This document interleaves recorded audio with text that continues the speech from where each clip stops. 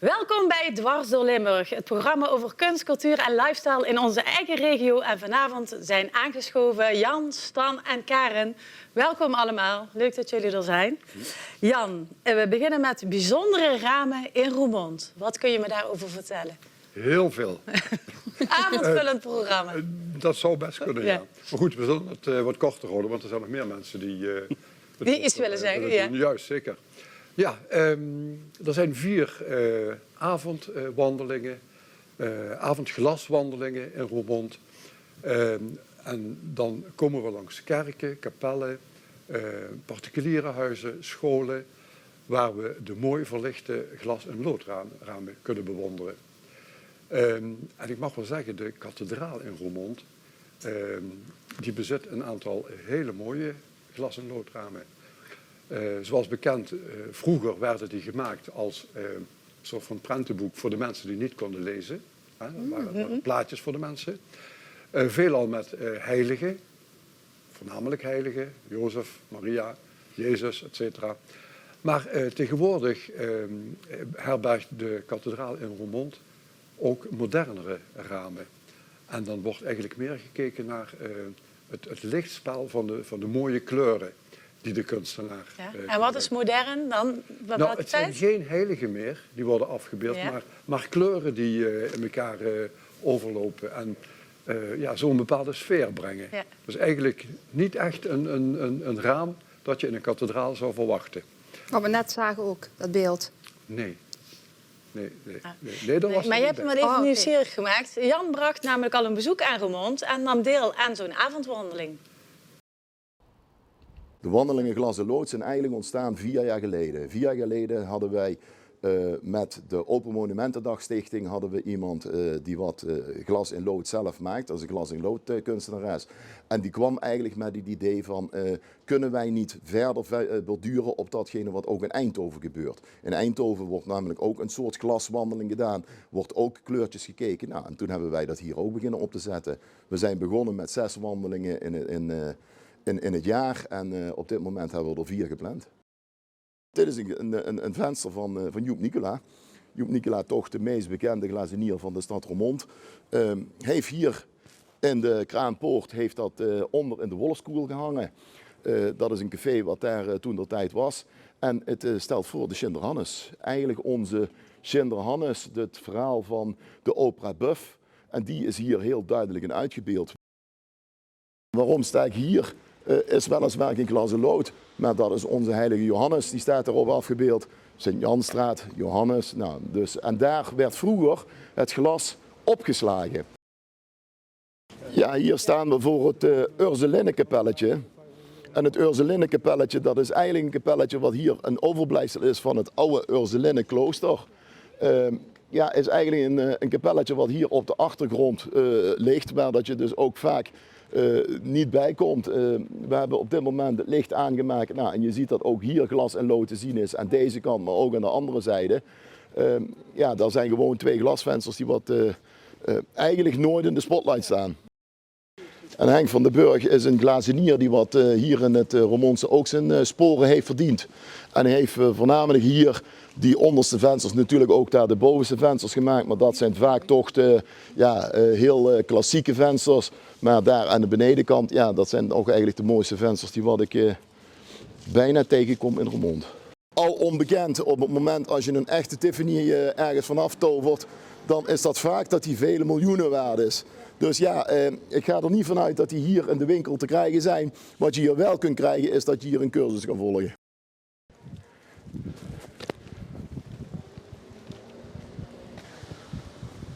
We zijn in de Joep Nicola zaal. En dit is eigenlijk het mooie werk wat hij gemaakt heeft toen hij net terug was uit Amerika. Hij is daar naartoe gegaan uiteindelijk om zich verder te kunnen gaan ontwikkelen. En hier zie je een stukje geschiedenis wat hij op dat moment vanuit Amerika heeft meegenomen. En ja, ik zou zeggen, de mensen wat in glas en lood echt zelf al zitten. Ik zou zeggen, kijk eens heel goed naar het zwarte gedeelte. Daar zijn hele mooie lichte lijntjes, die vind je eigenlijk in heel weinig werken terug. En dat is in elk geval hier in dit prachtige werk van Nicola is dat heel duidelijk terug te vinden.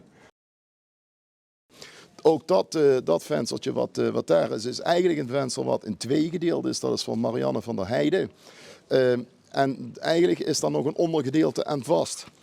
Dus dat is een dubbel. Zo eigenlijk een dubbel. We kijken hier nu echt naar het bovenste gedeelte. En het ondergedeelte, dat is dubbel. Dus ja, en dat is een voorstelling. Ariana, Isela en Michael. Jan, een heel bijzonder verhaal. Wat vond je het meest indrukwekkende aan de wandeling? Weet je, het was donker, het regende een beetje en dat bij elkaar maakte het heel sfeervol. Om het verhaal van de gids te horen, wie de ramen gemaakt heeft en wat het onderwerp was. Het kleurrijke geheel van de ramen, dat is eigenlijk best wel apart. Wat je dan zo in de avonduren mooi kunt bewonderen. Ja. En is dat ook heel bijzonder of vind je dat op heel veel plekken?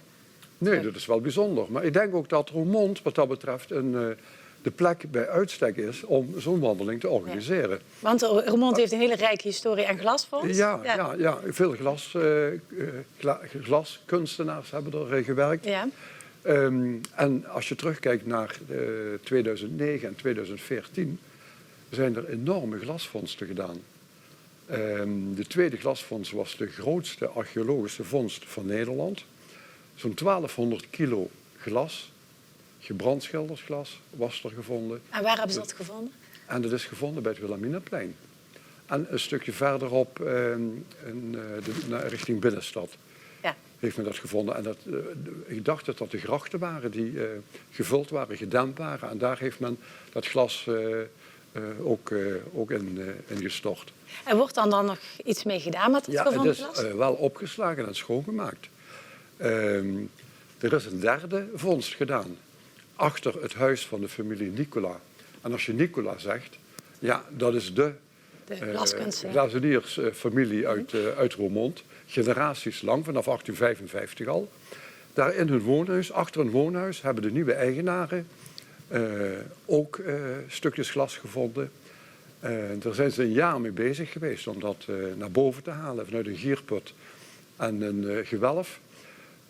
En nu heeft Judith Rimmelswaan, die heeft dat glas verzameld en die heeft gekeken. Er waren sommige stukken glas die bij elkaar hoorden, die qua voorstelling ook bij elkaar hoorden. Ja. En zij heeft deze stukjes glas gebruikt om een nieuw raamwerk te creëren. En dat staat nu bij de VVV in Roermond in de etalage.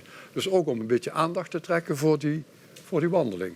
Nou, je hebt ons allemaal enthousiast gemaakt. Wanneer kunnen we nog deelnemen aan zo'n wandeling? Er kan nog 3 keer worden deelgenomen. Op woensdag 22 november, woensdag 24 januari en woensdag 6 maart.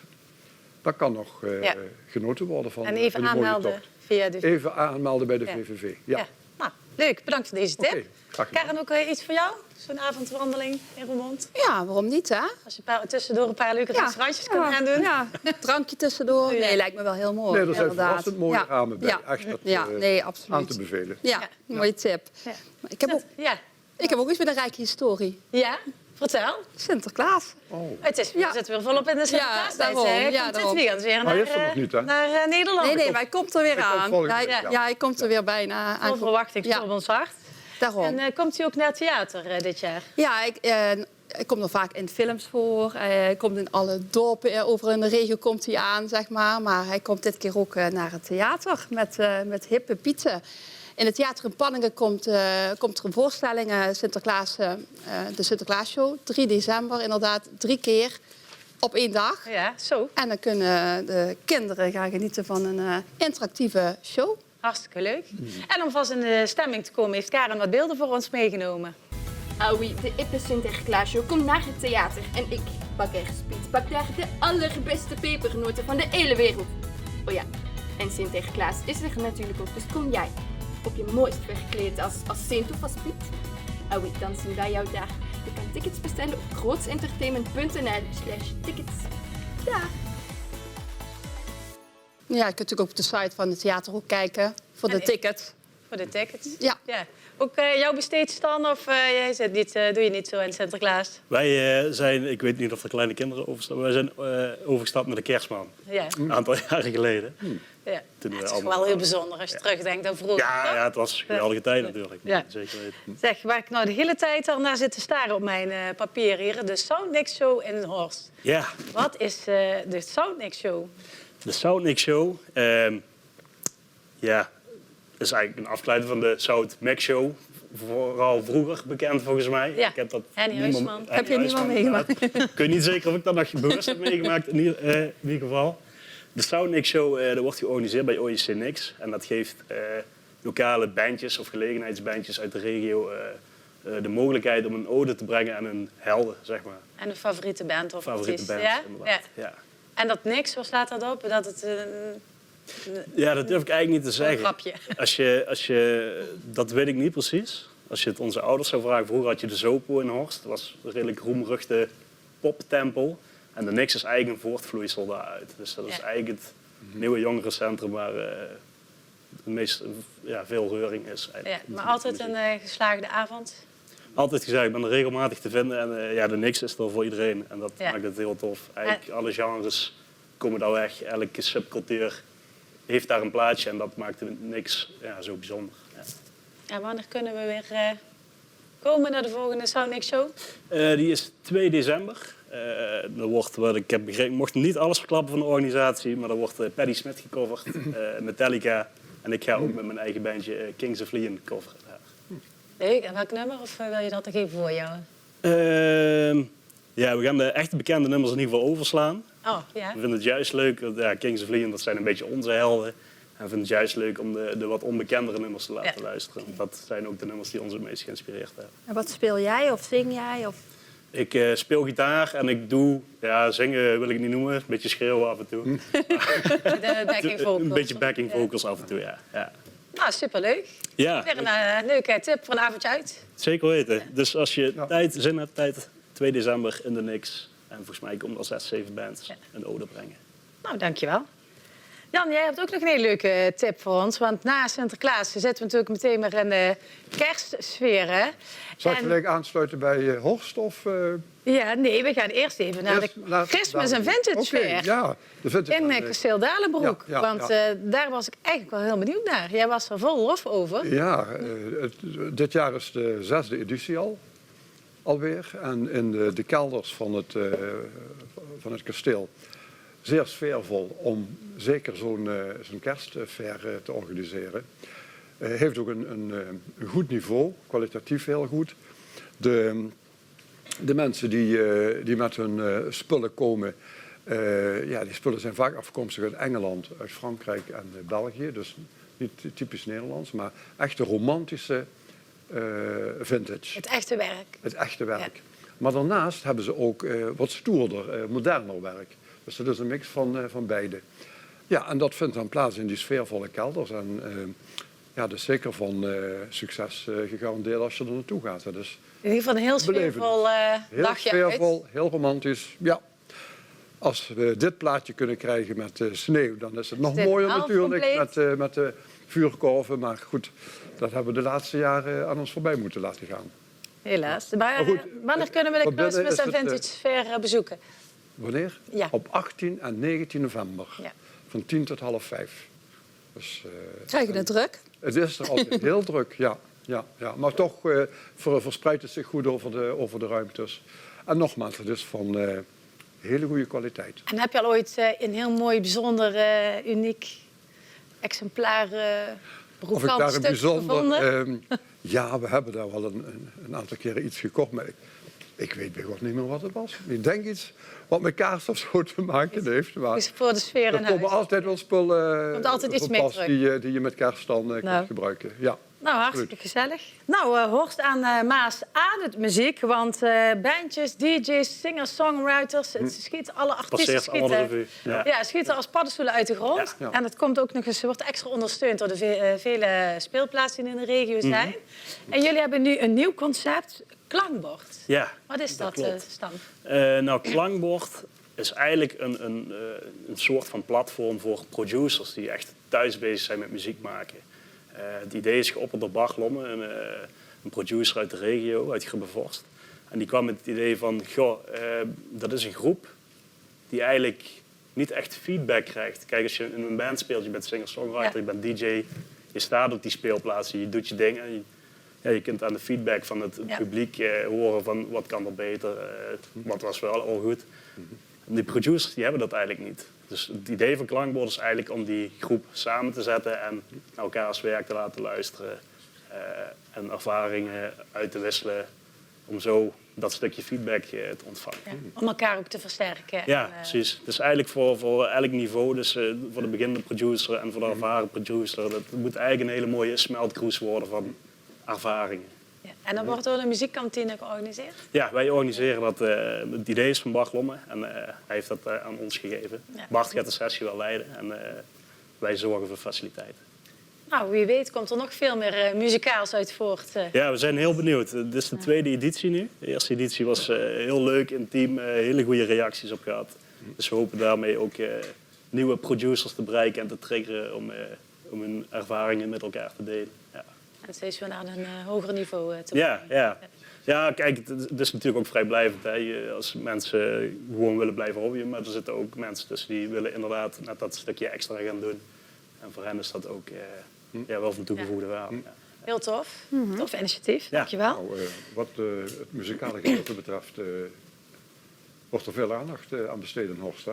Ja, klopt. Ja, dat is echt al... Toch wel? Of is het echt iets uit... Ja, Horst staat er wel bekend om, inderdaad. Ja. Dat is echt al van oudsher.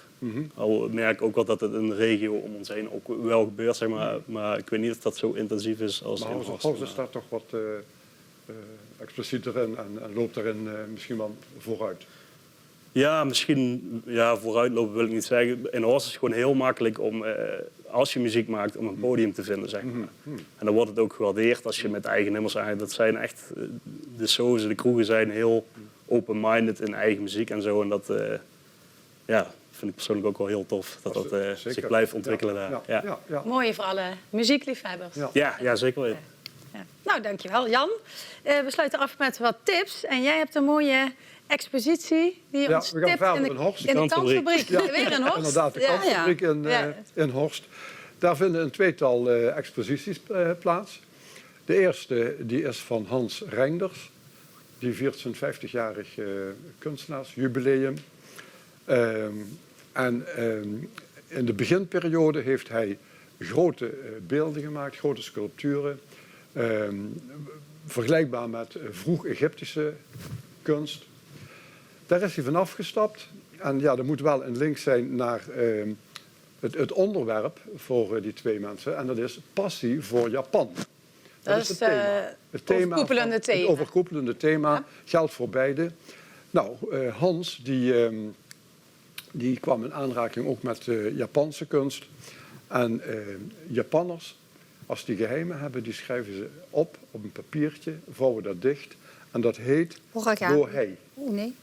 Dit is Gohei. Oh. En Mag je gaan vouwen? Oh ja, dat dacht hij heeft ik. dat uitgebeeld in stenen. In stenen vormen. En dat verwijst naar, wat jij zei, origami. Dus Ja, maar toch nog ergens. Ja, daar heeft het wel mee van doen. Ja. En daarnaast heeft hij nog een uitgebreide collectie aan Japanse prenten. Dus die Gohei, specifiek die stenen, dat is Japans en zijn prenten. Dat is de passie voor Japan. En op de tweede plaats hebben we een echtpaar uit Zeeland. Dat is de familie van Houguet. En die hebben een aantal jaren zijdemusea gehad. Op verschillende plekken. Dus waar zijde kleding, bijvoorbeeld kimono's, werden tentoongesteld. Die zijn in 1994 gestart. Ze zijn een aantal keren moeten verhuizen. En de laatste keer in 2005 waren er wat problemen met de gemeente Veren. En toen zijn ze moeten stoppen. Maar die collectie die hebben ze nog altijd in bezit. En die wordt nu deze maanden tentoongesteld in de kantfabriek. En dat zijn bijzondere mooie kimono's. Uiteraard van zijde gemaakt, maar ook beschilderd en van heel felle borduursels voorzien. En die hebben allemaal een specifieke achtergrond. Er is heel veel symboliek wat in die kimono's is ondergebracht. En echt de moeite waard om te gaan bekijken. Hele mooie expositie. Hele mooie expositie, passie voor Japan. Ja. Echt passend voor Japan. Ja, dus beide hebben raakvlakken met Japan en een passie met Japan. Ja. Dankjewel voor deze tip. Oké. Stan, weer zo'n apart concert, het Snotconcert. Snotconcert. Was vorige week in Horst. Ja, en dat was in Amerika eigenlijk. Ja. Wel in onze regio inderdaad. Ja, Snotconcert was knijtergezellig. Ik kan het even toelichten. Het Snotconcert is een beetje een ludieke tegenhanger van het jaarlijkse Snotconcert van Rone Hers, wat ook altijd in Amerika wordt gedaan. Ja. En het Snotconcert is geïnitieerd door de band Tij en de Vet Cup 5 eigenlijk. Samen met Cartouche, de Soos in Amerika. En Tij en de Vet Cup is een dialectband. En dit is eigenlijk een beetje een ludieke tegenhanger. Op de avond zelf waren ook de Stekberen, dat is een Horster punkband. En Zwieg, dat is een Sittardse punkband. Dat is allemaal in het dialect. En dat was een hele kollige avond, kan ik wel zeggen. En je hebt er beelden voor ons meegenomen. Ja. Ik sta hier voor OSC Cartouche in Amerika, waar vanavond het Snotconcert plaats gaat vinden. Dat is een concert van Tij en de Vet Cup dat dit samen organiseert met OSC Cartouche. Het is nou de 4e editie en we gaan eens even binnenkijken. Let's go!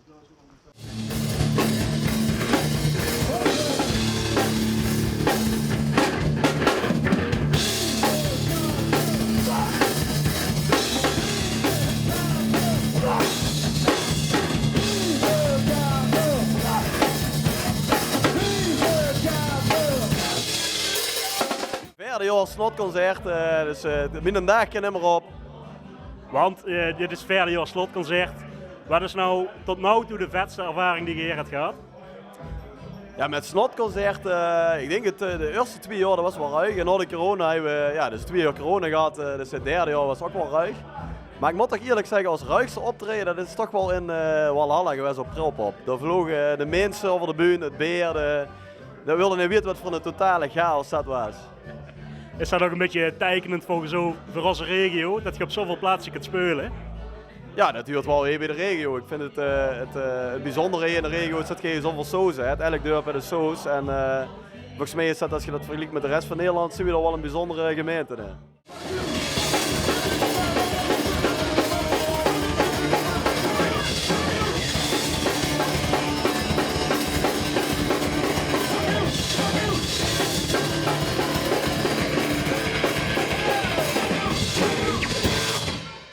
Wat is het nummer waar je het meeste zin in hebt vanavond?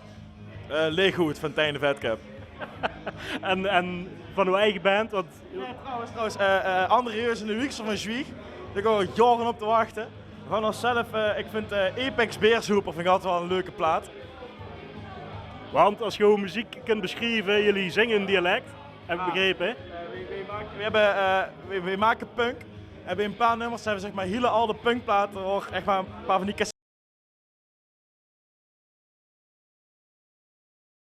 Karen, laatste tip komt van jou. Een bijzondere voorstelling over de wolf. Klopt, is van Kees Lenders. Die heeft daadwerkelijk 3 weken echt tussen de wolven geleefd. Want het is een hot item, hè, de wolf. De wolf komt naar Nederland. Maar wie is nou eigenlijk die wolf en wat doet hij en hoe gevaarlijk is het allemaal? Daar heeft hij al een boek over geschreven, een film over gemaakt. En nu komt hij naar het theater. En op 19 november is hij in het theater in Panningen. En dan gaat hij vertellen over zijn ervaringen. En ja, lijkt me heel erg boeiend. Ja. Mooi, hè? Toch? Ben ik niet net een boom? Ja, mijn handen. Ik hoor het je al zeggen, mijn handen. Heb ik ook iets voor? Tegen de buren. Wij wonen hier. En wij zijn met veel. Blijf maar weg. Hey. En nou, breek mijn klomp. Mensen, even stil. Even stil. Ik zie de welpen. De welpen komen. Echt, de welpen komen. Ik heb mijn handschoenen niet. Nee. En een paar weken later komt pas vader wolf weer langs en moeder wolf erachteraan. En we zijn ze gewoon echt helemaal kwijt. En dat is best bijzonder. Want over een jaar krijgt moeder weer opnieuw kleintjes. Dus op zo'n plek, nou, daar ontstaat een leven, dat wil je niet weten. Biodiversiteit heet dat. En dat hij naar me toe komt en dat hij dan komt zeggen, Verkempen, nee, je hebt het lekker niet gezien. Maar dat is natuurlijk helemaal niet zo. Wat hij doet, is hetzelfde als wat die wolven doen. En dat is wat op zo'n camera staat, op zo'n wildcamera. Moet je maar eens kijken. Kijk, een wolf met 5 poten. Dat is toch niet te geloven? Jullie weten nu hoe we het doen. Die camera vallen. En het gaat me nu even niet om dat drinken van die welpen. Dat is even niet zo belangrijk. Maar die scheur daarachter, zie je die daar in het cel? Dat cel wat een beetje lijkt op... herken je het? Ja?